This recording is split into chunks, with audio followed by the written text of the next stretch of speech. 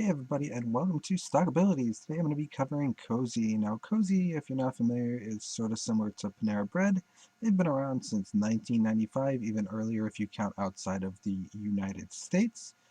Recently, they've been going through a bit of financial issues and all that kind of stuff. I'm going to be covering that with you guys right here in this video, so stay tuned and keep listening in. Of course, this is the stock twitch glitch here. Kind of funny, it's saying $1.59. The stock price is currently actually 1 cent, but a lot of people are excited for what's to come. And I'm going to go a little bit further as to why. This just gives a little bit of history on COSI. If you guys want to check that out on Wikipedia to get an idea a little bit of what the company's about. This is one of the reasons that it plummeted very recently. Of course, obviously, when a company files for bankruptcy, that is not a good thing. And of course, they applied for bankruptcy with a restructuring in mind. They were hoping, of course, for a particular buyout. For, as you can see here, they had a bidding procedures for the 363 sale approved by the Bankruptcy Court. Of course, this did not work out for them.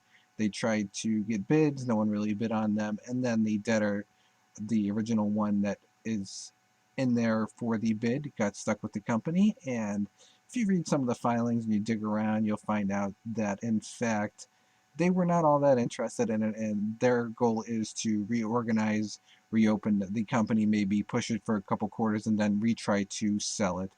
I believe this will pass in the court system. I can't imagine why it would not, because it is a very long established company. It should rise from the ashes essentially, and I believe it will get a buyout. Probably not from Panera Bread like a lot of people might be thinking, but it's still a good company and there's still good assets involved with it, so it's worth checking out for some companies at least. Some little updates coming up here that you guys might have missed. The departure of the CEO got replaced by the CFO. That's a very interesting change, of course, especially with it being a month before any news coming up in February. Skipping a little bit further here, this just gives an idea of some of the things that have been going on, so make sure to check out their filings for more information. And going a little bit further here, something interesting to note is, for the avoidance of doubt, the shareholders of the common stock will retain all shareholder interest. And then that just essentially covers that for being from a public company to a delisted OTC stock. They're still interested in keeping the shareholders' interest. They didn't want to just plummet and get rid of it and anger a lot of the shareholders. So they're going to hold on to that for you. And that about covers COSI. Now, COSI, of course, you can check out here. They had an asset purchase agreement. This goes into a lot of details about it. If you guys are interested in me sending it to you, I can pass it on to you. There is a lot of little terms and stuff like that in there that I don't fully understand because I'm not really that familiar with bankruptcy court.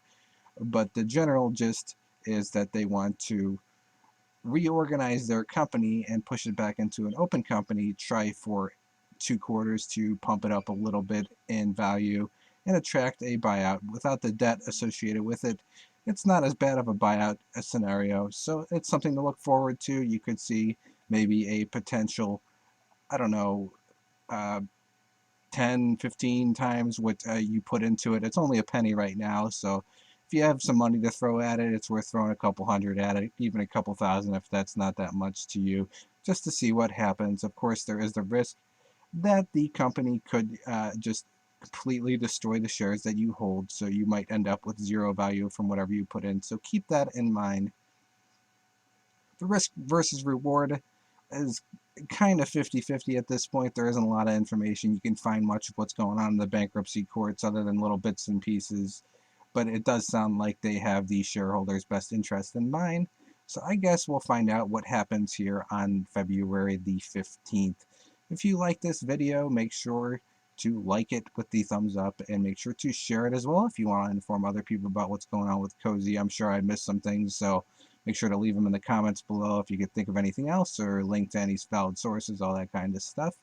Make sure to subscribe to the channel if you want more videos like this, and have a nice day.